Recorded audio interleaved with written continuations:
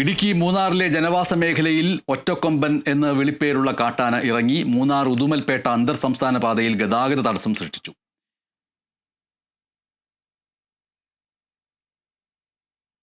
നിലവിൽ പെരിയവര തോട്ടം മേഖലയിൽ ആണ് ഈ ഒറ്റക്കൊമ്പൻ ഉള്ളത്. ബിനീഷ് ആന്റണി വിവരങ്ങളുമായിട്ട് ചേരുന്നു. ഇപ്പോഴത്തെ അവസ്ഥ എന്താണ്? ഇപ്പോഴും ഈ ഒറ്റക്കൊമ്പൻ എന്ന് വിളിപ്പേരുള്ള കാട്ടാന ഇപ്പോഴും തോട്ടം മേഖലയിൽ തന്നെയാണ് തുടരുന്നത്.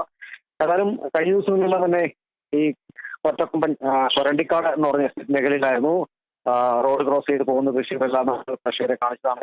ഈ അക്രമ സ്വഭാവം ഇതുവരെയും പുറത്തെടുത്തിട്ടില്ല. പറയപ്പെട്ട ഒരു അനുയായി പോലെ തന്നെയാണ് ഇപ്പോൾ ജനവാസ മേഖലയിലൂടെ ഈ ഒറ്റക്കൊമ്പന്റെ ഒരു യാത്ര എന്ന് വേണം പറയാൻ. ഇന്നലെ രാത്രി ഏകദേശം 9:30 മണിയോടെയാണ് പെരിയവാരയ്ക്ക് സമീപം ദേശീയപാതയിൽ വാഹനങ്ങൾക്ക് ഇടയിലൂടെ ഈ ഒറ്റക്കൊമ്പൻ നടന്നു നീങ്ങിയത്. ഏതായാലും വലിയ രീതിയിൽ ആളുകൾ പേടിച്ചു. കാരണം നിരവധി സഞ്ചാരികൾ എത്തിയ പ്രദേശം കൂടിയാണ് ഇന്നലെ ഈ റോഡിൽ.